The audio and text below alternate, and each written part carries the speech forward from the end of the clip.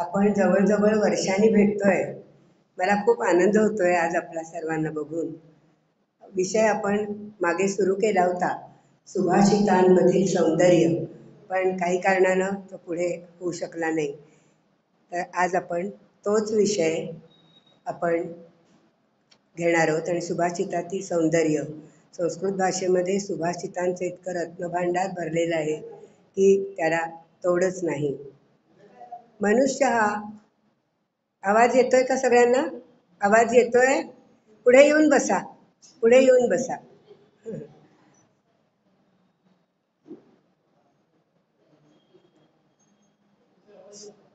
हां, आपणा सर्वांना माहीतच आहे की मनुष्य हा समाजप्रिय प्राणी आहे. ज्या समाजात तो वाढतो त्यानुसार त्याचं व्यक्तिमत्व फुलतं, आकाराला येतं आणि तो घडत जातो. माणसाच्या जीवनाच्या प्रमुख गरजा म्हणजे अन्न, वस्त्र, निवारा. संस्कृतमध्ये असं म्हटलंय की पृथिव्याम त्रीणि रत्नानि, पृथिव्याम त्रीणि रत्नानि, अन्नम सुभाषितम, जलम अन्नम सुभाषितम, पृथिव्यां त्रीणि रत्नानि, जलम अन्नम सुभाषितम, मूढैः पाषाणखंडेषु रत्नसंज्ञा विधीयते. त्या माणसाचं जीवन हे फक्त सुसंस्कारित जीवन, फक्त त्याला अन्न, वस्त्र, निवारा या तर प्रमुख गरजा आहेतच. त्या मिळाल्या म्हणजेच माणसाचं जीवन संस्कारित होतं का? तर निश्चितच नाही. त्यासाठी ज्ञान, आनंद आणि सन्मान यांची आपल्या जीवनात जर वाढ व्हायची असेल तर काही चांगल्या विचारांची आवश्यकता असते. आणि ते चांगले विचार, त्याचं सामर्थ्य हे संस्कृत वाङ्मयात खूप आहे. आणि संस्कृत वाङ्मयात सर्वत्र भरपूर सुभाषितं विखुरलेली आहेत. अगदी सामान्य गोष्टींपासून राजकारणापर्यंत कवी, कल्पना, देव, कवी, काव्य, परत म्हणजे अशा सगळ्या विषयांवर कुठला विषय सुभाषितांनी घेतलेला नाही असं नाहीच. इतकी संस्कृत वाङ्मयात सुभाषितं विखुरलेली आहेत. जणू काही मोरपिसासारखी ती विखुरलेली आहेत. आणि त्यातून जो संदेश मिळतो तो जीवनाला अतिशय आवश्यक असतो. त्यातली नैतिक मूल्य जर आपण आपल्या जीवनात उतरवली तर आपल्या जीवनाचं निश्चितच सोनं होतं. बघा ना, सुभाषित, सुभाषित, सुभाषितम, सुष्ठुभाषितम, शोभनम भाषितम, सम्यक रूपेण भाषितम. म्हणजे बघा, चांगलं बोलणं, सुभाषितम, सुंदर रीतीनं बोलणं, योग्य पद्धतीनं बोलणं, सम्यक रूपेण भाषितम. हा सुभाषितांचा खजिना म्हणजे जणू काही संस्कृत शारदेचा, संस्कृत सरस्वतीचा एक ठसठशीत असा दागिनाच आहे. तर हा दागिना कसा आहे? तर याच्यामध्ये अनेक सुभाषितांचे प्रकार आहेत. मगाशी सांगितले कुठलाही विषय सुभाषितांनी कमी लेखलेलाच नाहीये. प्रत्येक याच्यावरची सुभाषितं आपल्याला बघायला मिळतील. अगदी सज्जन, दुर्जन, सज्जन, सद्गुण, दुर्जन, दुर्गुण, मूर्ख, दान, कुठल्याही विषय म्हणजे कुठला विषय सोडला नाही असं नाहीच. आणि सुभाषितांचे प्रकारही त्याचप्रमाणे अनेक आहेत.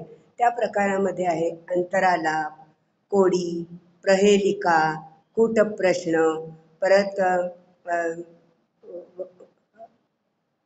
कर्तृगुप्ता म्हणजे कर्ता ज्याच्यात गुप्त असतो अशी, अन्योक्ती, हास्योक्ती, वाकोवाक्यम, अनेक प्रकार, समस्यापूर्ती, हे अनेक प्रकार सुभाषितांचे आहेत. म्हणजे एवढ्या याला हात घालायचा म्हणजे खरं म्हणजे वर्ष 2 वर्ष सुद्धा दर महिन्याला म्हटलं तरी वर्ष 2 वर्ष सुद्धा पुरणार नाहीत.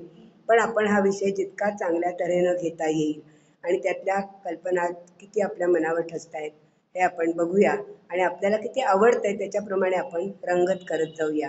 आज आपण त्यातला म्हणजे प्रकार घेणार आहोत अन्योक्ती. पण तत्पूर्वी असं मी तुम्हाला म्हणेन की सुभाषित रसास्वादः सज्जनैः सह संगती, सेवा विवेकी भूपस्य दुःख निर्मूलनम त्रयम. या 3 गोष्टी, सुभाषित रसास्वादः, सुभाषिताचा आस्वाद घेणं, सज्जनांशी मैत्री, ह्या गोष्टी कशा आहेत तर ह्या जगामध्ये दुर्लभ आहेत आणि याचं कधी हे कमी होत नाही महत्त्व. किंबहुना असंही एक सुभाषित खूप छान आहे. म्हणजे ते सुभाषितावर बोलायला लागलं ना की एकातून एक सुचायला लागतं. म्हणजे अन्योक्ती हा प्रकार आपण घेणारच आहोत, पण एकातून इतकी गंमत आहे त्याची की ते ओठावर आपल्या आलं की ते पूर्ण केल्याशिवाय राहतच नाही. सुभाषित विषवृक्षस्य, बघा काय म्हटलंय, सुभाषित विषवृक्षस्य द्वे फले हि अमृतोपमे. सुभाषित विषवृक्षस्य द्वे फले हि अमृतोपमे. कुठली? तर सुभाषित रसास्वादा संलाप सज्जनैः सह. आणि ह्या सुभाषिताचा उपयोग आपले माजी राष्ट्रपती जे होते डॉक्टर राधाकृष्णन, त्यांनी एका ग्रंथालयाच्या उद्घाटन प्रसंगी हा श्लोक म्हटला होता.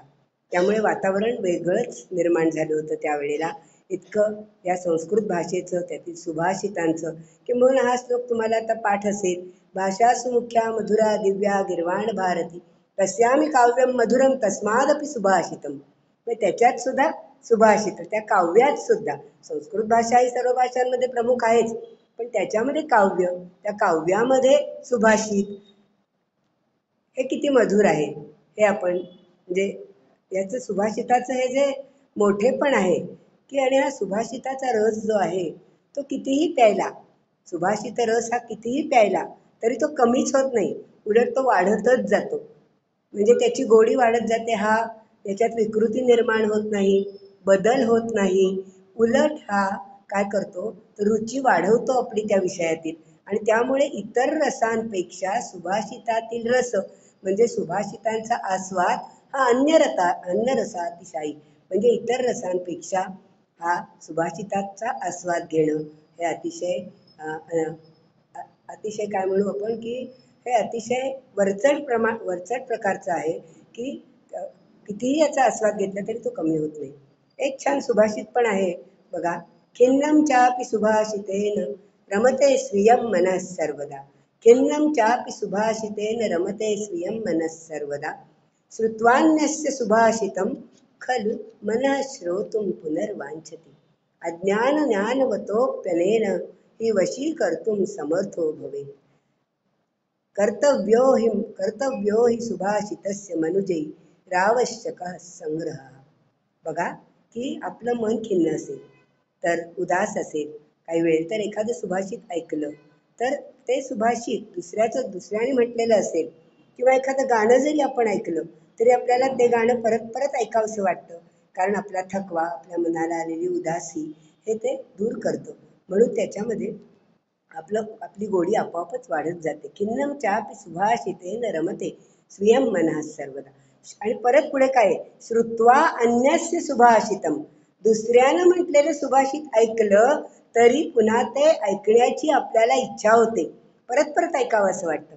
आणि पुढची ओळ तर फार सुंदर आहे की अज्ञान ज्ञानवतोप्यनेन ही वशीकर्तुं समर्थो भवेत्. अज्ञानी आणि ज्ञानी माणसालाही ताब्यात ठेवण्याचं, वश करण्याचं काम हे सुभाषित करतं. कसं? आपल्याला सगळ्यांना माहिती आहे की कृण्वन्तो सुजनम आर्यम, म्हणजे एक स्वामी विवेकानंदांची उक्ती आहे की कृण्वन्तो विश्वमार्यम. कृण्वन्तो विश्वमार्यम म्हणजे सर्व विश्व हे सुजनमय होऊन जावं. आणि हे केव्हा शक्य होईल?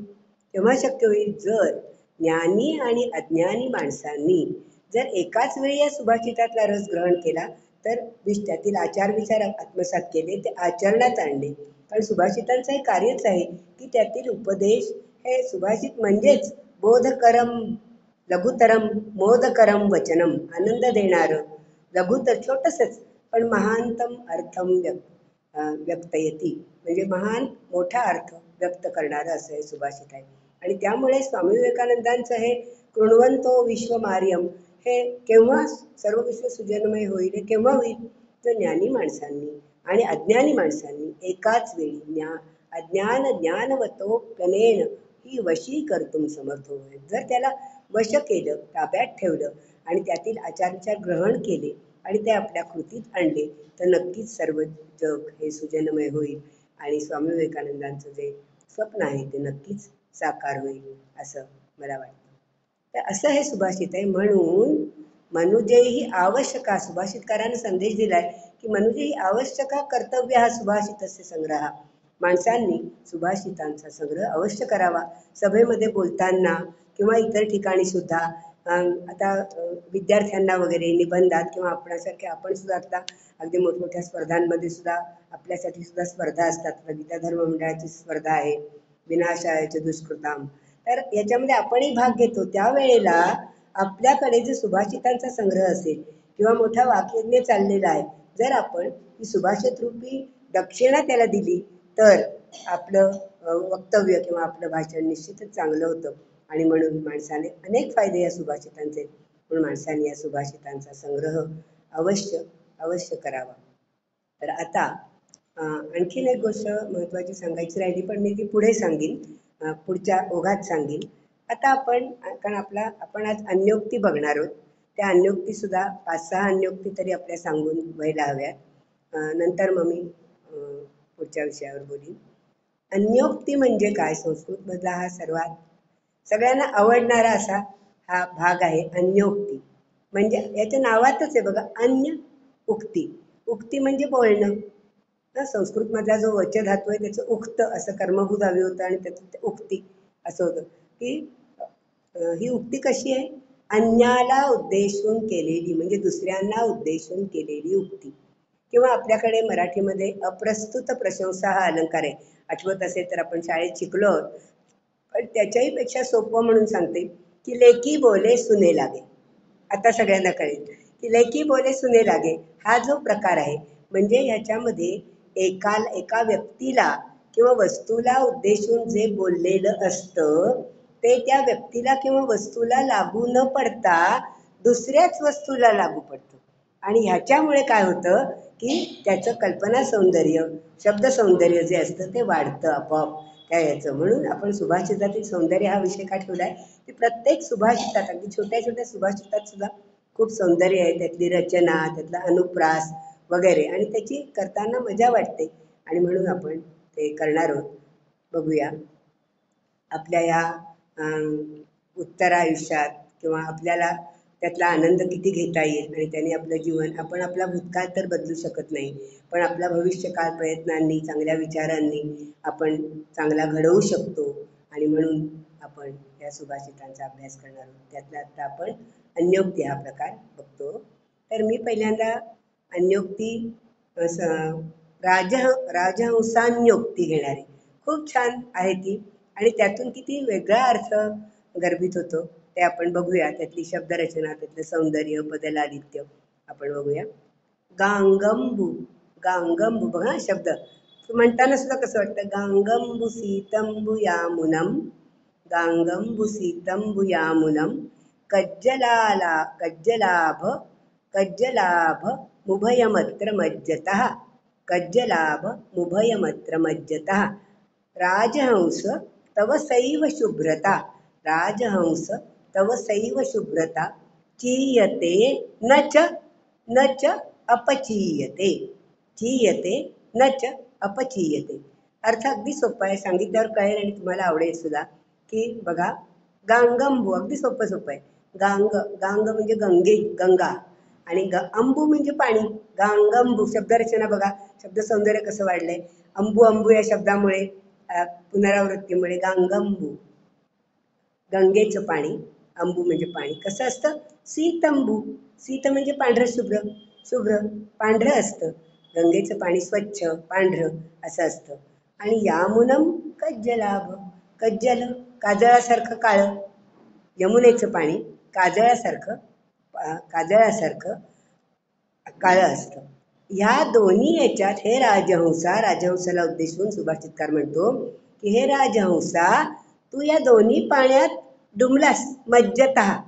गांगंबू सीतंबू यामुनम कज्जलाभम उभयमत्र, कज्जलाभम उभयम अत्र, म्हणजे उभय म्हणजे दोन्ही पाण्यात, गंगेच्या पाण्यात आणि यमुनेच्या पाण्यात, अशा दोन्ही पाण्यात तू डुंबलास तरी तुझा जो शुभ्रता आहे, हे राजहंस तव सैव शुभ्रता, तुझी जी सायव शुभ्रता, तुझी जी शुभ्रता आहे, ती शुभ्रता, तुझा जो पांढरेपणा आहे तो थोडा सुद्धा कमी होत नाही, असं त्याला म्हणायचंय. चीयते न च अपचीयते. आता बघा, हे राजहंसाला उद्देशून असलं तरी हे राजहंसाच्या बाबतीत नाहीये, तर एखाद्या बघा की संयमी जो पुरुष आहे, म्हणजे आपण गीतेत वर्णन केलेला स्थितप्रज्ञाचं जे लक्षण आहे त्याला हे लागू पडतं. आता बघा कसं कसं ते सांगते. गांगम म्हणजे गंगेचं पाणी हे कसं आहे, पांढरं शुभ्र आहे.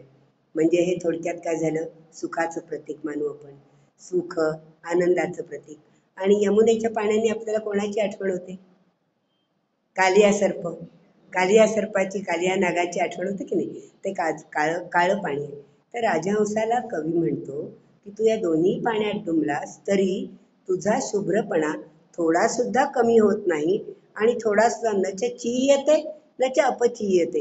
म्हणजे त्याच्यात तू कितीही पोहलास डुंबलास तरी त्याने तुझा रंगात बदल होत नाही. म्हणजे शुभ्रपणा कमी होत नाही, म्हणजे वाढत पण नाही आणि कमी पण होत नाही. किंवा यमुनेच्या पाण्यात डुंबलास तरी त्याच्यावर तुझ्या अंगावर काळी पुटं पण चढत नाहीत. म्हणजे तू कसा आहेस ते सगळं सहन करणारा आहेस, काहीही झालं तरी. तर यातून म्हणजे थोडक्यात असं की हे गंगेचं पाणी म्हणजे सुखाचं प्रतीक, आनंदाचं प्रतीक आणि यमुनेचं पाणी हे दुःखाचं प्रतीक, संकटाचं प्रतीक. पण या दोन्ही परिस्थितीत जो आपला संयम टिकवून ठेवतो तोच खरा पुरुष, असं या ठिकाणी मला असं वाटतं. आणि जो गीतेत जे वर्णन केले स्थितप्रज्ञ पुरुषाचं, दुःखेष्वनुद्विग्न मनास सुखेषु विगत स्पृहा वीतराग भय क्रोध स्थितप्रज्ञस्तदोच्यते. म्हणजे काय, तर दुःखाने पण जो डगमगत नाही, दुःख आलं म्हणून जो उद्विग्न होत नाही किंवा जरासुद्धा दुःखाला कंटाळत नाही, उदास होत नाही किंवा त्याच्याकडे पाठ फिरवत नाही, खचून जात नाही. आणि सुख प्राप्त झालं म्हणून दुःखेष्वनुद्विग्न मनास सुखेषु विगत स्पृहा. आणि सुखामध्ये सुद्धा तो अगदी निस्पृह असतो, सुखानं पण हुरळून जात नाही. तसा तू आहेस. तुला गंगेचं पाणी मिळालं काय आणि यमुनेचं पाणी मिळालं काय, तूच तसा, तुझी शुभ्रता काही बदलत नाही. बघा किती महान अर्थ याच्यात, महानतम अर्थम प्रकटयति. सुभाषितम महानतम अर्थम प्रकटयति. फक्त ती बघण्याची दृष्टी आपल्याकडे पाहिजे. आपल्याला आपण समजून घेऊन ते केलं तर आपल्याला त्यातली गोडी चाखता येते आणि आवडतं. आणि म्हणूनच जीवनात असे अनेक प्रसंग येतात किंवा ज्याची आता बघा आणखीन पुढेही सांगता येईल. गीतेतलंच उदाहरण, गीतेतलंच पुढे स्थितप्रज्ञाच्या लक्षणामधलं, दुःखेष्वनुद्विग्न मनास सुखेषु विगत स्पृहा वीतराग भय क्रोध. ज्याचं हे निघून गेलेलं आहे, भय क्रोध आणि आसक्ती निघून गेली आहे, असा तो स्थितप्रज्ञ असतो. तसंच या सर्वत्र नभिस्नेहस तत्तत् प्राप्य शुभाशुभम नाभिनंदती न द्वेष्टी तस्य प्रज्ञा प्रतिष्ठिता. जो सुख प्राप्त झालं, दुःख प्राप्त झालं किंवा सर्वत्र नभिस्नेहस, शुभ मिळालं अशुभ मिळालं, चांगलं मिळालं वाईट मिळालं, वाईट गोष्टी मिळाल्या तरी सुद्धा जो स्नेहरहित असतो असा मनुष्य. आणि या राजहंसाच्या बाबतीत नेमकं हेच आहे की नाही. राजहंस काहीही कुठलीही परिस्थिती आली, सुख दुःख कितीही आलं तरी सुद्धा तो डगमगत नाही आणि तो तसंच त्याचा जो मूळ स्वरूप आहे ते तो तसंच ठेवतो. त्यामुळे यातलं ही जी अन्योक्ती आहे त्या अन्योक्तीतलं आणखीन शब्दसौंदर्य बघायचं झालं तर अंबू, दोनदा उल्लेख केलेला सीतंबू आणि गांगंबू वगैरे, अंबू या शब्दानं, किंवा हा जो वेगळा शब्द आलाय कज्जलाभ उभयमत्र, कज्जलाभ भचा जो उल्लेख आहे तो, किंवा चीयते नच अपचीयते, हे या शब्दातून जो अनुप्रास साधलेला आहे, चीयते नच अपचीयते, त्यामुळे ह्या श्लोकाचं सौंदर्य वाढलेलं आहे. आणि आणखीन सांगता येईल की गीतेतच अनेक उदाहरणं आहेत याची, की न प्रहृष्येत प्रियम प्राप्त नोद्विजेत प्राप्यच्या प्रियम. प्रिय गोष्ट मिळाली किंवा अप्रिय गोष्ट मिळाली तरी तो स्थिर राहतो. तसंच या राजहंसाचं आहे. म्हणून ही राजहंसाला उद्देशून केलेली उक्ती असली तरी सुद्धा ही उक्ती कोणाला लागू आहे, ही संयमी आणि स्थितप्रज्ञ माणसाला लागू आहे. की जो दुःखाच्या, आपल्या किती जीवन हे आपलं सुखदुःखाने भरलेलंच आहे. सुखस्यानंतरम दुःखम दुःखस्यानंतरम सुखम छिद्रेष्वनर्था बहुली भवंती. एक आपल्याला एक दुःख निवारण होत नाही तर दुसरं दुःख आपल्या पुढे उभंच असतं. तर ह्या सगळ्यामध्ये जो स्थिर राहतो तो खरा. आणि म्हणून राजहंसाच्या या अन्योक्तीनं आपल्याला अशी शिकवण मिळते की जीवनात आपणही कितीही कठीण प्रसंग आले तरी सुद्धा आपलं जीवन हे आपण स्थिरच राहिलं पाहिजे, संयमानं जीवनाकडे बघायला शिकलं पाहिजे, कोणालाही दोष न देता. हा सगळ्यांनाच हा संदेश यातून मिळतो आणि म्हणून हे सुभाषित जास्त उंचीवर जातं. आपल्याला काय वाटतं? आपल्याला आवडतंय का? आवडलं? तेच. आणि ह्याच्यामुळे त्याची शोभा वाढली बघा. गांगंबु सीतंबु म्हणताना एक लयबद्धता येते. गांगंबु सीतंबु यामुनम कज्जलाभं मज्जतः राजहंस तव एव तव सैव शुभ्रता न चचीयते न चापचीयते न अपचीयते असं म्हटलं तरी चालेल. त्याने जास्त छान वाटतं. ती कमीही होत नाही आणि वाढतही नाही. आणि म्हणून जीवनाकडे बघण्याचा दृष्टिकोन या अन्योक्तीतून आपल्याला मिळतो. म्हणून ही अन्योक्ती आपल्याला मनाला समाधान देते. आज सकाळी सहजच, आत्ता थोडंसं मध्ये एक वेगळं सांगते की आज सकाळी रेडिओवर आपल्यापैकी सगळे ऐकत असतील. मी ऐकत होते तर त्याच्यामध्ये म्हणजे आपलं हे काय चिंतन या शब्दात त्यांनी अक्षराबद्दल चिंतन अक्षराबद्दलचं होतं की चांगल्या अक्षराचे फायदे, वाईट अक्षराचे तोटे कसे होतात आणि परीक्षकाला किंवा शिक्षकांना तो पेपर कसा आवडतो. तर मला एकदम त्यावेळेला आठवलं की बाबा हे सुभाषित एखादं असेल आणि ते आठवलं सुभाषित म्हणून आत्ता पण मला आठवलं म्हणून मी तुम्हाला सांगते. खूप छान सुभाषित आहे की मोठा असे त्यांनी जे सांगितलं ते सगळं त्याच्यात आलंय की त्या सुभाषितात की हस्ताक्षरम अक्षर चांगलं असणं, हस्ताक्षरम समीचीनम मित्रम ज्ञेयम तदेव विपरीतम चेत शत्रुवत गण्यते बुधैही. हस्ताक्षर जर सुंदर असेल, चांगलं असेल, योग्य असेल, नीट व्यवस्थित मांडणी केलेली असेल तर ते आपलाच मित्र होतं. जास्त मार्क पडतात किंवा आपली वाखाणणी होते. आता मार्कांचा विषय नाही आपला, पण आपल्याला कोणी असं म्हणू शकतं की एखादी गोष्ट आपण लिहिली आणि अक्षर जर चांगलं असेल सुवाच्य तर आपोआपच आकर्षक होतं. आणि तेच अक्षर जर विपरीतमचे विरुद्ध असेल म्हणजे जर चुकीचं असेल, चुकीचं म्हणजे वाईट असेल, थोडंसं खाडाखोड केलेलं किंवा कसंही अक्षर भरकटलेलं असं असेल तर ते शहाणे लोक त्याला शत्रूप्रमाणे मानतात. म्हणजे बघा केवढ्या सुभाषितात असे भारंभार बोलण्याची सुद्धा गरज नाहीये की एवढंच सांगितलं तरी बास आहे विद्यार्थ्यांना की हस्ताक्षरम समीचीनम मित्रम ज्ञेयम. ते आपला अगदी जवळचा मित्र आहे हस्ताक्षर. थोडंसं विषयांतर झालं पण आठवलं म्हणून सांगितलं. आता पुढची जी अन्योक्ती आहे ती सुद्धा अशीच खूप छान आहे. त्यातले शब्द सुद्धा चांगले आहेत. ती आहे मेघान्योक्ती. मेघान्योक्ती ढगाच्या बाबतीतली, ढगाला उद्देशून केलेली अन्योक्ती. पण ती लागू कोणाला आहे बघा. छान आहे. थोडेसे शब्द जरा अवघड आहेत म्हणून. जलधर बघा, जलधर मेघाला म्हटलंय. जलधर जलभर वर्षैरपहर, जलभर वर्षैरपहर, जलभर वर्षैः अपहर, जलधर जलभर वर्षैरपहर परितापम ईषदपि जगतः, परितापम ईषदपि जगतः नो चेत अपसर दूरम कर दर्शनम बितर. इथे कवी सुभाषितकार म्हणतोय सुभाषितकाराला, हे जलधराला मेघाला म्हणतोय, हे जलधर, हे मेघा, जलभर वर्षैही तू पाण्याचा वर्षाव कर आणि जर तुला जमत नसेल तर बाजूला हो.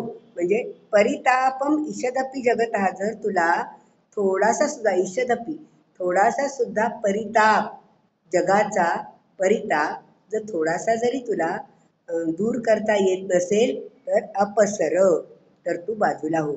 जलधर जलभर वर्षैही अपहर परितापम ईषदपि जगतः. म्हणजे हे मेघा तू पाण्याचा वर्षाव कर आमच्यावर.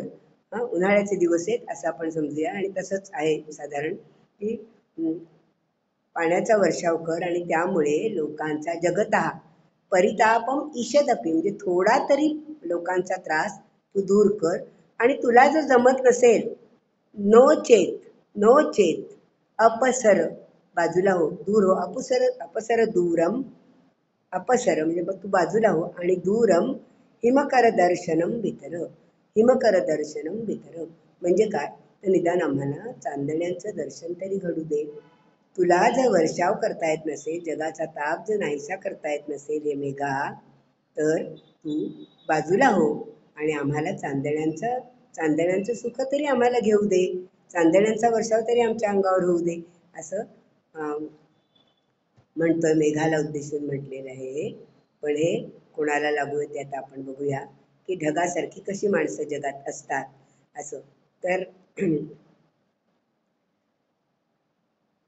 या जगाचा ताप तू नाहीसा कर, तुला हे जमत नसेल तर असं असं कर, असं सांगून झाल्यावर आपल्या डोळ्यापुढे अशी उदाहरणे येतात जगातली. काही माणसं या ढगासारखीच जीवनात वागतात. उदाहरणार्थ, आता कोणी आजारी असेल, आपली मित्रमैत्रीण किंवा आणखीन कोणी व्यक्ती, आपण त्यांना भेटायला जातो. भेटायला गेल्यावर ते जर खूप आजारी असतील तर त्यांना बाकी कशाची अपेक्षा नसते. आपण कितीही बडबड केली तरी त्यांना ती बडबड नको असते. त्यांना काहीतरी त्यांचं समजा अंग दुखत असेल किंवा काही होत असेल, त्रास होत असेल त्यांना, तर आपण दाबून दिलं, त्यांची थोडी सेवा केली किंवा काही आपण त्यांना मदत केली तर त्यांना आनंद होतो. पण आपण उगीचच बडबड करत बसलो तर त्यांना मदत होण्याऐवजी त्रासच होतो, हो की नाही? आणि म्हणून जर आपल्याला म्हणजे अडीअडचणीच्या काळात आपण या मेघासारखं दुसऱ्याच्या उपयोगी पडावं. म्हणजे इथे कल्पना काय आहे, हा भाग पुढचा झाला, पण याच्यात कल्पना अशी आहे की पावसाळ्यात ढग जमा झालेले असतात. आकाशात एखादा ढग येतो पावसाळ्यामध्ये आणि मग काय होतं की आपल्याला वाटतं की हा आता बरसेल, संध्याकाळ होते तरी हा बरसतच नाही. आता सुद्धा आपल्याकडे अशी स्थिती झालेली आहे की ढग आकाशात गोळा झालेला आहे, पण तो पाण्याचा वर्षावच करत नाही, अंगाची लाईलाई होत असते. आणि म्हणून मग अशा वेळेला आपण काय म्हणतो, जाऊ दे, निदान मग हे नाही होत तर मला चांदण्यांचं दर्शन तरी घडू दे, चांदण्या तरी माझ्या ह्याच्यामध्ये सुखाचा दिवस तरी येऊ दे. तसंच एखाद्या आजारी माणसाच्या भेटीला गेलो तर नुसती बडबड आपण करण्यापेक्षा त्याला जर मदत केली, तो जर आजारी आहे, त्याची काही सेवा केली, त्याची काही कामं करून दिली, बँकेची कामं, अमुक कामं तमुक, त्याला निश्चित बरं वाटेल. म्हणून ह्या अन्योक्तीतून असं सूचित करायचं आहे की आपल्याला कोणाची जर मदत करता येत नसेल तर त्याला त्रास तरी देऊ नये आणि निदान त्याच्या आवडीचं काम जर करणं जमत नसेल तर फुकटची व्यर्थ बडबड आणि फुकटचे सल्ले त्याला देऊ नयेत, कारण त्यावेळेला त्याला त्याची गरज नसते, तर त्याला शांततेची, विश्रांतीची गरज असते. हे या जलधर म्हणजे मेघान्योक्तीतून सुभाषितकाराला सुचवायचं आहे असं मला वाटतं. की ज्याला ज्याची गरज आहे, आता ढग हा बरसत नाहीये, मग त्याला दूर हो म्हटलंय, तर समाजात अशी माणसं आहेत ना ढगासारखी, म्हणून त्यांनाच कवीने इथे संदेश दिलेला आहे की जर तुला चांगलं काम करता येत नसेल, म्हणजे उदाहरणार्थ हिंदीमध्ये असं नेहमी म्हटलं जातं की किसी का भला करना नहीं आता तो किसी का बुरा मत करो, क्या किसी के जीवन में काटे मत बो, असं एक या अर्थाची एक कविता पण छान होती. शिकवली आहे मी ती शाळेमध्ये, पण मला आता आठवत नाहीये हिंदीमध्ये. ती खूप छान कविता होती की काटे कम से कम मत बो. तसं हे आहे की तुम्ही ह्या उक्तीतून आपल्याला हा सुभाषितकारानं संदेश दिलेला आहे आणि तो मला वाटतं आपण ग्राह्य धरायला हरकत नाही. आता पुढची जी अन्योक्ती आहे ती मधुकरान्योक्ती. ती पण खूप छान आहे. मधुकर म्हणजे भ्रमर आणि त्याच्यात जोडून आपण दुसरी अन्योक्ती पण घेणार आहोत की त्याच्यातही तोच भाव व्यक्त केलेला आहे. असं मधुकरान्योक्तीमध्ये काय म्हणतोय सुभाषितकार बघा, की अपसर मधुकर दूरम, अपसर मधुकर दूरम, परिमल बहुलेपि केतकी कुसुमे, परिमल बहुलेपि केतकी कुसुमे, इह नहीं मधुलव लाभो, इह नहीं मधुलव लाभो भवति, इह नहीं मधुलव लाभो भवति, परम धूलि धूसरम वदनम. बघा परत, अपसर मधुकर दूरम, अपसर मधुकर दूरम, परिमल बहुलेपि केतकी कुसुमे, इह नहीं मधुलव लाभो भवति, परम धूलि धूसरम वदनम. बघा, मधुकर म्हणजे भुंगा. आता इथे केतकी कुसुमे, केतकी म्हणजे माहिती आहे सगळ्यांना, केवड्याचं फूल. तर परिमल बहुलेपी, तो काय म्हणतोय सुभाषितकार, अपसर मधुकर, हे मधुकरा तू बाजूला हो. कारण मधाच्या लोभाने मधुकर म्हणजे भुंगा हा केतकीच्या केवड्याच्या फुलामध्ये अडकतो. पण त्याच्यामध्ये सुभाषितकार काय म्हणतोय, अपसर मधुकर, तू याच्यापासून दूर हो. कारण परिमल बहुलेपी, परिमल म्हणजे सुगंध.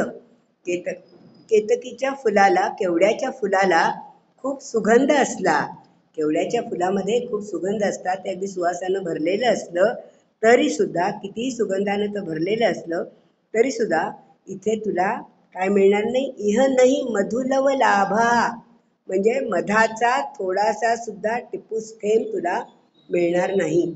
कारण नुसतंच वरवरचं हे सौंदर्याने हा म्हणजे भरलेला आहे. कारण सगळ्याच फुलांमध्ये, फुलं किती दिसायला सुंदर असली तरी सगळ्याच फुलांमध्ये मध असतो असं नाही, मध असतो असं नाही. मधुलव लाभो, इह नाही मधुलव लाभो, म्हणजे या ठिकाणी तुला या केतकीच्या केवड्याच्या फुलात मधाचा थोडासा टिपूसही मिळणार नाही. उलट काय होईल, त्याचे जे परागकण असतात, परम धूली धूसरम वदनम, त्याचे जे परागकण असतात त्या परागकणातून जी धूळ उडते, धूसरम, धूली धूसरम वदनम, म्हणजे तुझं तोंड मात्र त्या परागकणातील धुळीनं, म्हणजे ते असे हे होतात ना, परागकण उडतात, तर त्या धुळीनं तुझं तोंड मात्र माखलं जाईल. बघा परत एकदा, अपसर मधुकर दूरम परिमल बहुलेपी केतकी कुसुमे, त्याच्यामध्ये या केवड्याच्या फुलामध्ये भरपूर सुगंध असला, ते सुगंधानं भरलेलं असलं तरी हे भ्रमरा, हे भुंग्या, तू त्याच्यापासून बाजूला हो. कारण याच्या ठिकाणी खूप मध असला, हे इह नाही मधुलव लाभो, सुगंध खूप असला तरी सुद्धा या ठिकाणी मध तुला जरा सुद्धा, मधाचा टिपूसही, मधाचा थेंबही तुला मिळणार नाही. उलट तुझ्या तोंडावर राखेसारखंच, म्हणजे जणू काही तुझ्या तोंडावर ते परागकणांचे धुलीकण उडतील. मग या ठिकाणी सुभाषितकारला असं सांगायचंय की माणसाचे इतर गुण कितीही आकर्षित असले, म्हणजे आता सुगंध आहे फुलाकडे, भरपूर सुगंध आहे, पण देण्याची वृत्ती नाही, त्यातून काही लाभच होणार नाहीये. म्हणजे माणसाचे कितीही गुण आकर्षक असले पण त्याच्याकडे औदार्य नसेल, उदारता नसेल, तर त्याचा काही उपयोग होत नाही.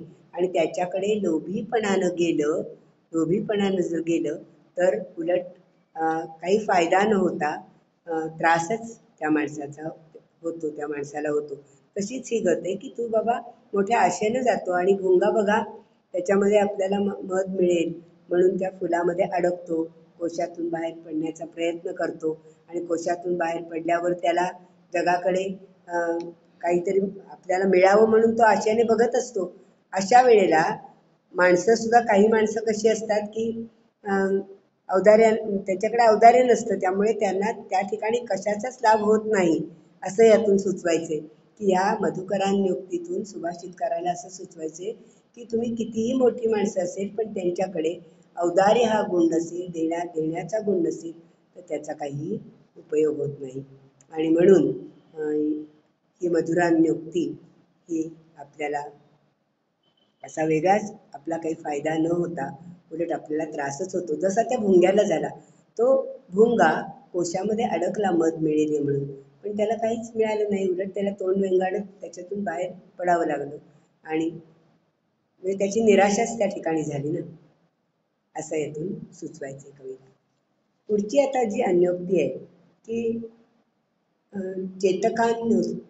चातकान्योक्ती सांगणारे, तर ह्या चातकान्योक्तीत हाच भाव व्यक्त केलेला आहे की तो जो ढग आहे, म्हणजे आता ते आपण म्हटल्यावर तुम्हाला कळेल की त्याच्यात जो भाव आहे चातकान्योक्तीमध्ये, तो भाव अशाच पद्धतीचा आहे की कुठल्याही चातक पक्षी आपल्याला माहिती आहे सगळ्यांना की चातक पक्षी हा पावसाच्या पावसातून जे आकाशातून पाणी पडतं त्याच्यावरच त्याचा उदरनिर्वाह होत असतो, आणि तो मिळेपर्यंत त्या थेंबावरच तो जगतो, हे आपल्याला माहिती आहे. म्हणून इथे सुभाषितकार सांगतो की त्या ढगाकडे वाटेल त्या ढगांपुढे तू हात पसरू नकोस, असा त्यातून भाव व्यक्त केलेला आहे. तीच अन्योक्ती आता आपण बघणार आहोत कशी येते बघा. रे रे चातक, रे रे चातक, सावधान मनसा मित्रं क्षणं श्रूयताम. रे रे चातक, सावधान मनसा मित्रं क्षणं श्रूयताम. अंबोधा बहवो सन्ति गगने, अंबोधा बहवो सन्ति गगने, सर्वेऽपि नैतादृशाः. केचित् वृष्टिभिः आद्रयन्ति, केचित् वृष्टिभिः आद्रयन्ति, धरणिं गर्जन्ति केचित् वृथा. यं यं पश्यसि तस्य तस्य पुरतः मा ब्रूहि दीनं वचः. तस्य तस्य पुरतः मा ब्रूहि दीनं वचः. म्हणजे बघा, ही सगळेच ढग काही पाणी देणारे नसतात, म्हणून तू दिसेल त्या ढगापुढे तोंड वेंगाळू नकोस. बघा, रे रे चातक, अरे हे मित्रा चातका, तू मित्रा चातका, तू हा मित्र क्षणम सूयताम. सावधान मनसा, अगदी एकाग्र चित्तानं बाबा ऐक चातका. अंबोदाह, अंबोधाह, अंबोध, अंब म्हणजे पाणी आणि अंबोदाह पाणी देणारे ढग. अंबोदाह बहवो सन्ति गगने, आकाशामध्ये अंबोदाह म्हणजे ढग भरपूर आहे. बहवो वसंती, सर्वेपि नैतादृशा, ते सर्वच काही तुझ्यासारखे नाहीयेत. म्हणजे काय, सर्वच काही पाणी देणारे नाहीयेत. काही ढग काय करतात, केचित वृष्टिभिः आर्द्रयन्ति, काही आपला वर्षाव करून, पाण्याचा वर्षाव करून काही ढग हे धरणीवर पाण्याचा वर्षाव करतात. आणि काही ढग बरसतच नाही. हे आपल्याला नेहमीचं चित्र माहिती आहे की बरसतच नाही, ते नुसतीच गर्जना करतात. हा, असं म्हणून यम यम पश्यसी तस्य तस्य पुरतः मा ब्रूहि दीनं वचः. अरे ढगा बाप, म्हणून जो जो ढग दिसेल त्याच्या पुढे तू दीनवाणेपणाने बोलू नकोस. जो जो दिसेल त्याच्या पुढे हात पसरून मागू नकोस असं म्हणायचे.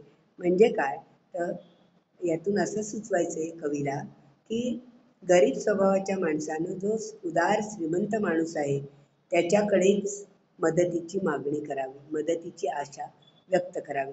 सगळेच काही तुझ्यासारखे नाही आहेत हे यातून सांगायचे की अंबोधा भवो संती, आकाशात भरपूर पाण्यानं भरलेले ढग आहेत, पण सर्व काही तुझ्यासारखे नाही आहेत उदार हस्ते देणारे. काही श्रीमंत माणसं उदार हस्ते देतात, काही आपल्याजवळ असूनही देत नाहीत. केचित वृष्टिभिः आर्द्रयन्ति धरणीं गर्जन्ति केचित वृथा, काही उगीच नुसती गर्जना करतात, गडगडाट करतात आणि त्यातून काही साध्य होत नाही. म्हणून तू जो जो ढग दिसशील, तुला असं वाटेल की प्रत्येक ढगाकडनं आपल्याला पाऊस मिळेल, असं तू समजू नकोस. पण यम यम पश्यसी तस्य तस्य पुरतः मा ब्रूहि दीनं वचः. त्याच्या पुढे तू मा ब्रूहि, ब्रूहि म्हणजे बोलू नकोस. मा हे निषेधार्थ काव्य आहे की मा म्हणजे नको. आपण मागे मा मनो मधुपो मेघो हा एक श्लोक पण बघितला होता की मा म्हणजे त्या ठिकाणी लक्ष्मी असा अर्थ आहे, या ठिकाणी मा म्हणजे निषेधार्थ काव्य असं म्हणजे संदर्भाप्रमाणे अर्थ आहे. संस्कृत भाषेत एकाच शब्दाला भरपूर आपल्याला अर्थ मिळतील. त्यामुळे यम यम पश्यसी तस्य तस्य पुरतः मा ब्रूहि दीनं वचः. ज्या ज्या ढगाला तू बघशील त्याच्या त्याच्या पुढे हात पसरू नकोस. म्हणजेच कोणापुढेही ज्यांच्याकडे देण्याची क्षमता आहे आणि जे देऊ शकतात त्यांच्याकडे हात पसरला तर त्याचा काहीतरी उपयोग होईल, असं कवीला या चातकान्योक्तीतून सुचवायचं आहे असं वाटतं. आणि पुढची जी अन्योक्ती आहे सागरान्योक्ती, ही तर फारच सुंदर आहे. म्हणजे तुम्हाला खूप आवडेल. त्यातले शब्द, सुरुवातीचाच शब्द इतका आवडेल, सागरान्योक्ती. वातोल्लासित कल्लोल, वातोल्लासित कल्लोल, बघा किती नाच छान निर्माण होतो, लयबद्धता येते. वातोल्लासित कल्लोल दिखते सागर गर्जनम, वातोल्लासित कल्लोल दिखते सागर गर्जनम. म्हणजे बाबा हे वाऱ्याच्या लाटांनी उसळल्यामुळे, वाऱ्याच्या उसळलेल्या लाटांनी असा अर्थ आपण घेऊ. वाऱ्याच्या उसळलेल्या लाटांनी तू उसळलेला असलास, जरी किती हे असलास तरी हे सागरा, तुझ्याकडे भरपूर पाणी असलं तरी सुद्धा तुझा धिक्कार असो. धिकते सागर गर्जनम. यस्य तीरे, का सागराचा धिक्कार का करतोय इथे सुभाषितकार बघा. यस्य तीरे तृषा तृषाकांतः तृषाक्रांतः यस्य तीरे तृषाक्रांता पांथः पृच्छति वापिकाम. हे वातोल्लासित सागर, वातोल्लासित कल्लोल म्हटलंय की लाटांनी उसळलेल्या, लपेटलेल्या, म्हणजे लाटा जी समुद्राचं वाऱ्यामुळे ज्या लाटा उसळतात आपल्याला माहिती आहे सगळ्यांना, आणि त्यामुळे तो समुद्र असा लपेटून जातो आणि त्याला उसळलेल्या अशा या समुद्रा, वाऱ्याच्या लाटांनी उसळलेल्या लपेटलेल्या अशा या समुद्रा तुझा धिक्कार असो. धिक्ते सागर गर्जनम, तुझ्या गर्जनेचा धिक्कार असो. का धिक्कार असो तुझ्या गर्जनेचा? कारण यस्य तीरे तृषाक्रांता पांथा पृच्छती, तहानेनं व्याकुळलेला, तहानेनं तृषाक्रांता म्हणजे तहानेनं व्याकुळलेला वाटसरू पांथा पृच्छती. तो सागराचं पाणी पिता येतं का? नाही, खारट असतं ते, त्यामुळे ते पिता येत नाही. आणि म्हणून तुझ्या तीरावर आलेला वाटसरू त्याला तू साधं पाणी पण देत नाहीस.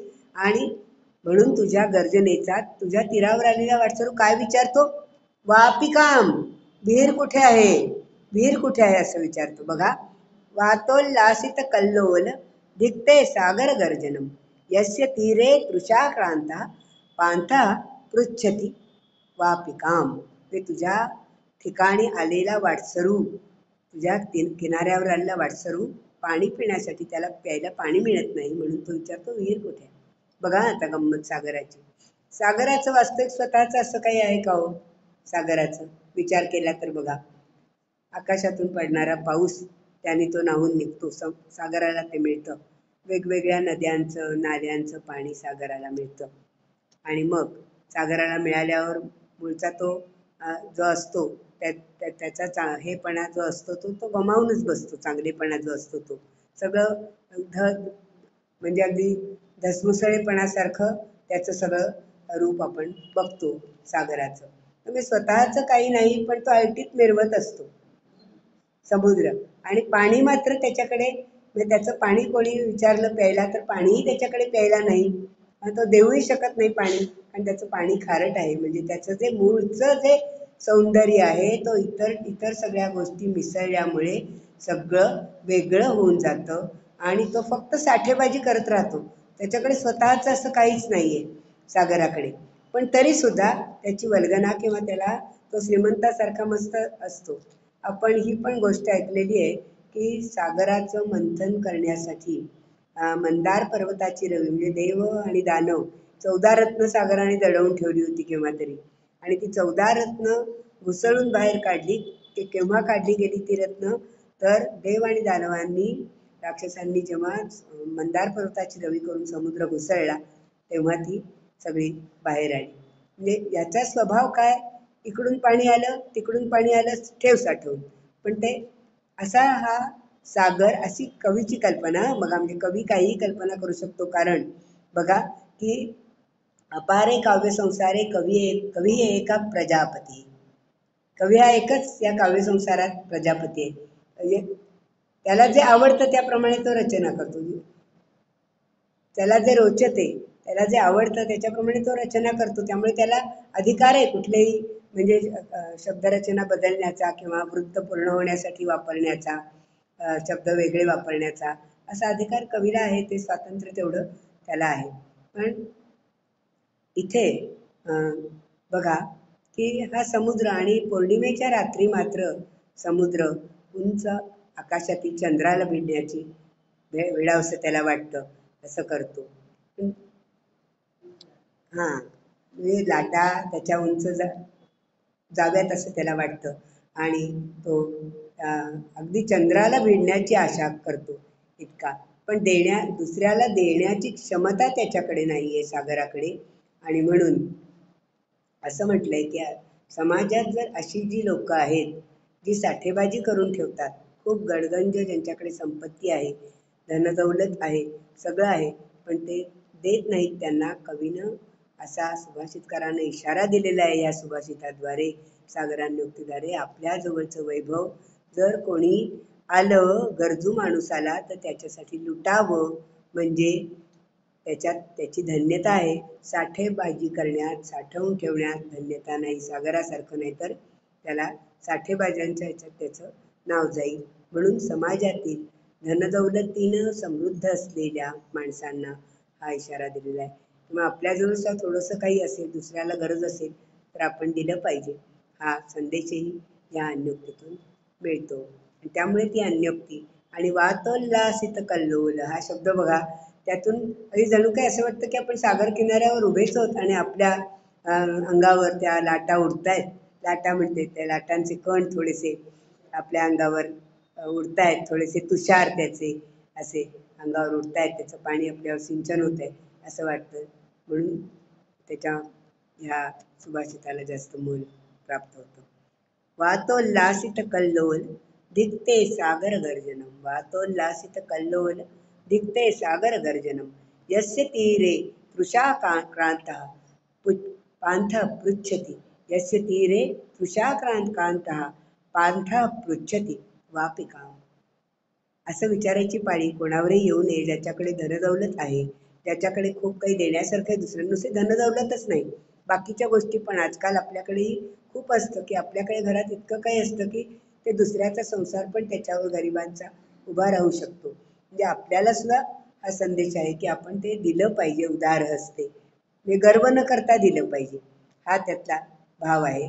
आणि म्हणून ही अन्योक्ती वातोल्लासित कल्लोल म्हणायला पण खूप छान वाटते आणि त्यातून जो भाव निर्माण होतो तो हृदयापर्यंत आपल्या जातो असं वाटतं. आणि पुढची जी एक अन्योक्ती होईल आपली अजून, सुवर्णान्योक्ती, ही तुम्हाला खूप आवडेल. सुवर्णान्योक्ती याच्यामध्ये काय आहे की ही आपण वाटल्या सगळ्या अन्योक्ती खरं म्हणू शकतो नंतर, म्हणजे तुम्हाला आवडत असेल तर छान. सुवर्णान्योक्तीमध्ये काय आहे बघा, सोनं सोनाराला म्हणतं. सोनं सोनाराला म्हणतं. काय म्हणतं? सोनाराला उद्देशून असलं तरी समाजातल्या ज्या सज्जन व्यक्तींना जे दुष्ट लोक त्रास देतात त्यांना उद्देशून म्हटलेलं आहे की जरी कितीही तुम्ही त्रास दिला तरी सुद्धा सज्जनांचं तेज उलट वाढतच जातं, पण दुष्टांची मात्र फटफजिती होते असं त्यातून दिसतं. बघा आता खूप छान आहे. हे हेमकार, सोनं सोनाराला म्हणतं, सोनं म्हणतं सोनाराला. हे हेमकार, हे हेमकार परदुःख विचार मूढ. परदुःख विचार मूढ किं मां मुहुः क्षिपसि वारशतानि वह्नौ. किं मां मुहुः क्षिपसि वारशतानि वह्नौ. संदीप्यते मयि सुवर्णगुणातिरेको. संदीप्यते मयि सुवर्णगुणातिरेको लाभ परंतव मुखे. परंतव मुखे खलु भस्मपाता. बघा भस्मपाता अगदी सोपी आणि छान आहे की हे हेमकार, सोनं सोनाराला म्हणतं. परदुःख, हे हेमकार, हेमकार म्हणजे हे सोनारा. परदुःख विचार मूढ, दुसऱ्याच्या दुःखाचा विचार न करणाऱ्या मूर्खा. दुसऱ्याच्या दुःखाचा विचार न करणाऱ्या मूर्खा. किं मां मुहुः क्षिपसि वारशतानि वह्नौ.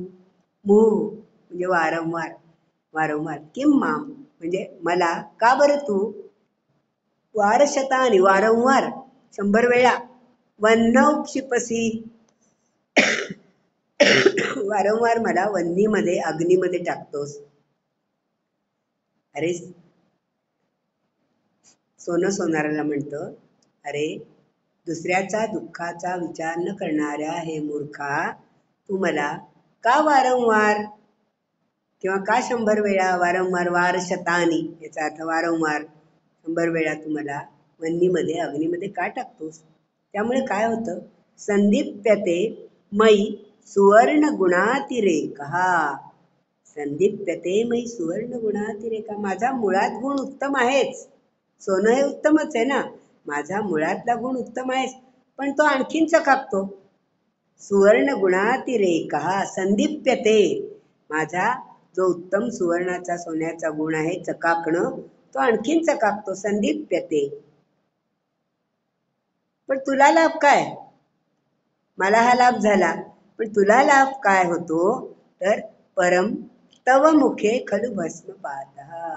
म्हणजे तुझ्या तोंडावर मात्र राखच उडते, तुला काहीच फायदा होत नाही.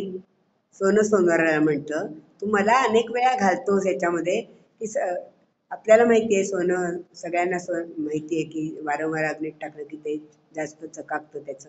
आणि आपण सुद्धा दागिने करून घेतो तेव्हा नंतर सुद्धा आपण जातो आणि आपले जे झिजलेले असतात किंवा त्याचा थोडासा सोनेपणा कमी झालेला असतो, तर आपण तो परत हे करण्यासाठी जातो तेव्हा सुद्धा ही स्थिती त्याची होते. आपण बघतो प्रत्यक्ष डोळ्यांनी. परत हे करण्यासाठी सोनं चांगलं दिसावं म्हणून आपण करतो. तर हेच सोनं सोनाराला म्हणतं की बाबा, तू मला का वारंवार टाकतोस? दुसऱ्याच्या दुःखाचा तू विचारच करत नाहीस, मूर्ख आहेस तू. आणि त्यामुळे काय होतं, माझा फायदाच होतो. माझा सोन्याचा जो उत्तम गुण आहे, जो सोनं हा उत्तम अलंकार आहे आणि जो चकाकीपणा आहे तो आणखीनच चकाकतो. सुवर्ण गुणातिरेकेण, म्हणजे तो आणखीनच चकाकतो. आणि हा पण तुला लाभ काय होतो? लाभ हा परं तव मुखे खलु भस्म पाहता, तुझ्या तोंडावर मात्र राखच उडते. समाजात काही अशी माणसं असतात दुष्ट, की वारंवार सज्जनांचे गुण न जाणता सज्जनांना सतत त्रास देत असतात. आणि त्यामुळे त्यांचा त्यांचा काही तोटा होत नाही सज्जनांचा. सज्जनांचे गुण आणखीनच वाढीस लागतात. म्हणजे सज्जनांमध्ये जो गुण आहे तो कधीही कमी होतच नाही. कारण सज्जन ते सज्जनच असतात, दुसऱ्यावर उपकार करणारेच असतात सज्जन हे नेहमी. आणि दुष्ट माणसं ही कितीही दुष्ट माणसाने त्यांना कितीही त्रास दिला तरी त्यांचा दुष्टपणा, त्यांचा सज्जनांचा सज्जनपणा हा कधीही कमी होत नाही. उलट दुष्ट माणसांची फटफटीती होते आणि त्यांनाच उलट जीवनात त्रास होतो. आपण समाजात अशी कितीतरी उदाहरणं बघतो की अगदी चांगल्या घरात सुद्धा या गोष्टी घडत असतात की एकमेकाला खाली खेचणं, हे करणं, दुसऱ्याचा उत्कर्ष न बघणं, हा सुद्धा भाव याच्यातून थोडासा व्यक्त होतो. म्हणजे तो अर्थ खरं इथे नाहीये, पण थोडासा तो भाव व्यक्त होऊ शकतो की किती लोकांनी चांगल्या लोकांना त्रास देण्याचा प्रयत्न केला. सोनं हे चांगल्या माणसाचं प्रतीक समजा आणि तो सोनार जो घालतोय ते दुष्ट माणसाचं प्रतीक समजा, असं थोडंसं या ठिकाणी सांगितलं गेलंय. आणि त्यातून असा संदेश मिळतो की सज्जनांचं तेज काही काही कमी होत नाही, सज्जनांचं चकाकणं काही कमी होत नाही. त्यांचा जो गुणधर्म आहे उपकार करणं दुसऱ्यावर किंवा चांगलं वागणं, कितीही आपल्याला कितीतरी सज्जनांसंबंधीची सुभाषितं घ्यायला लागलं तर त्याला सुद्धा 1 वर्ष लागेल, एवढी सज्जनांची सुभाषितं आहेत. खूप छान छान, आणि त्यातून अर्थ पण खूप छान व्यतीत होतो की चंदनाच्या झाडाला तोडलं तरी चंदनाचं झाड हे कुऱ्हाडीच्या पात्याला सुद्धा सुगंधित करतं. चंदन हे सज्जन माणसाचं प्रतीक, असं की इतकं हे आहे. तर सज्जनांचा सहवास हा केव्हाही सुखावह असतो, पण त्रास मात्र दुष्टांना होतो आणि दुष्टांचीच फटफजिती झाल्याशिवाय राहत नाही. आता या सुभाषितातलं सौंदर्य सांगत असताना मगाशी मी म्हटलं तुम्हाला मी नंतर बोलीन, तर मला तेव्हा एक सुभाषित आठवलं होतं, पण मी तेव्हा सांगितलं नाही. पण फार चांगलं आहे ते आणि मला आवडतं ते नेहमी. आणि याच्या सौंदर्याचीच व्याख्या ती आहे, सौंदर्याची व्याख्या आहे. तर एक सुभाषितकार सौंदर्याची व्याख्या करताना म्हणतो, आपण सुभाषितातील सौंदर्य बघतोय म्हणून काय म्हणतो तो, किमप्यस्ति स्वभावेन सुंदरम, किमप्यस्ति स्वभावेन सुंदरम वाप्य सुंदरम, किमस्ति किमप्यस्ति स्वभावेन सुंदरम वाप्य सुंदरम, यदेव यस्मै रोचते यदेव यदेव यदेव रोचते यस्मै, असं घ्या, यदेव रोचते यस्मै भवेत् तत्तस्य सुंदरम. म्हणजे बघा की या जगात अशी कोणती तरी वस्तू आहे का की स्वभावेन सुंदरम, स्वभावतःच ती सुंदर आहे किंवा असुंदर आहे, सुंदर नाही, अशी एकतरी गोष्ट या जगात आहे का? किमप्यस्ति स्वभावेन सुंदरम वाप्य असुंदरम वा अपि असुंदरम, असं काहीच नाहीये. जे ज्याला आवडतं, यदेव यस्मै रोचते, ज्याला जे जे आवडतं त्याला ते सुंदर वाटतं, तदेव तस्य भवे सुंदरम. म्हणजे याच्यातूनही हाच बोध मिळतो ना की सौंदर्य हे प्रत्येक व्यक्ती तितक्या प्रकृती या न्यायानं प्रत्येक वस्तूमध्ये असतं. ज्याला जी वस्तू आवडते त्याला ते जास्त भावतं आणि त्याच्यात त्याला ते सौंदर्य दिसतं. याच अर्थाचा आणखीन एक श्लोक आहे, थांबवतच नाही, त्या अर्थाचा एक इतका सुंदर श्लोक आहे. दधी मधुरम द्राक्षा मधुरा सुधापि मधुरैव परंतु यस्य मनो यत्र संलग्नम तस्य तदेव हि सुंदरम तदेव हि मधुरम. द्राक्ष मधुर असतात, द्राक्षा मधुरा, दधी मधुरम मधुमधुरम, दधी मधुर दही गोड असतं, मधुमधुरम मध गोड असतो, द्राक्ष सुद्धा गोड असतात. परंतु ज्याचं मन ज्या ठिकाणी संलग्न असतं, जडलेलं असतं, तीच गोष्ट त्याला सुंदर वाटते. आपण या सुभाषितात आपलं मन जडवूया आणि आपली सुभाषितातील सौंदर्य या विषयाला आणखीन चांगल्या तऱ्हेनं पुढच्या वेळेला आपण त्याचं नीट मनन निधिध्यासन करूया असं मी व्यक्त करते आणि थांबते.